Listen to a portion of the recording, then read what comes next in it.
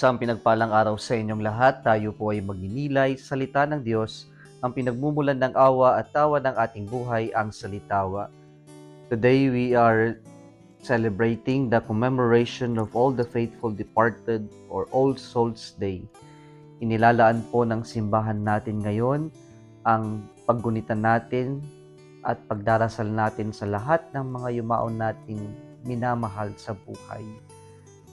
Mga kapatid, ang pagdiriwang na ito, ang araw na ito, ay hindi lamang araw na ating inaalala at ipinagdarasal ang lahat ng mga yumao, kilala man natin o hindi.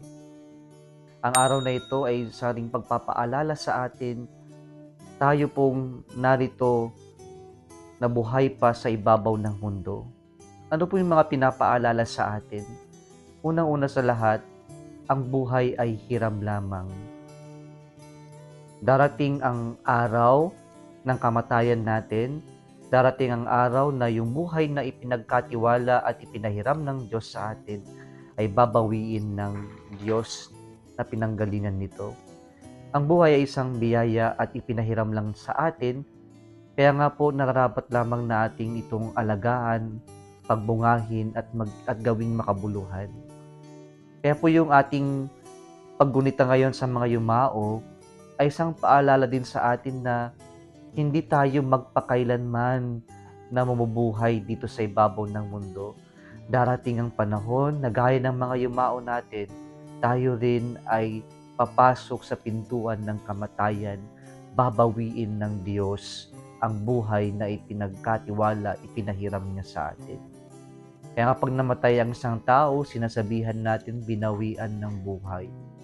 Kasi po dumating na yung punto na tapos na ang ibinigay ng Diyos sa kanya at ito ay binabawi na ng Diyos. Pangalawang katotohanan po sa ating pagdiriwang ngayon ay mayroon po tayong pag-asa na sa kabila na tayo ay mamamatay, ay meron tayong pananampalatayang mayroong kabilang buhay. Meron tayong buhay na inilalaan ng Diyos pagkaraan ng kamatayan natin o paglalakbay natin dito sa ibabaw ng mundo. Kaya nga po napakalalim ng pananampalataya natin nito na tinatawag nating resurrection, na kung saan tayong mga nananampalataya at gagawa ng mabuti ay darating din sa punto na tayo ay makikipagkaisa sa buhay na walang hanggan. Kaya po hindi nagtatapos ang buhay dito sa ibabaw ng mundo. Sa ating pananampalataya, mayroon po yang katuloy at yan yung tunay na buhay, ang tinatawag nating kabilang buhay o eternal life. At sana po kahit na nakakatakot ang kamatayan, nakakalungkot, ay mabigyan tayo ng pag-asa at tunay na kaligayahan na ang buhay ay hindi nagtatapos dito. Mayroong kabilang buhay, may buhay na walang hanggan. Kaya po pinagdarasal natin sa araw na ito ang ating mga yumao na sana sa kadibilan ng kanilang pagkakamali, pagkukulang at pagkakasala dito sa ibabaw ng mundo ay tuluyan ng mapatawad sa purgatorio upang sa ganon ay makamtan nila ang pangako ng Diyos na buhay na walang hanggan.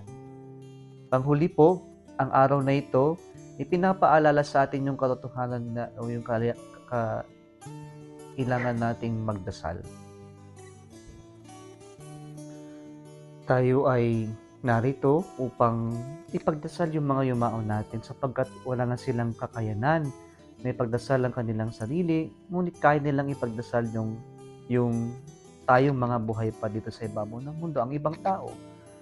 Kaya po napakahalaga ng panalangin at ito yung ating inaalay na napakabisa ng ating mga panalangin.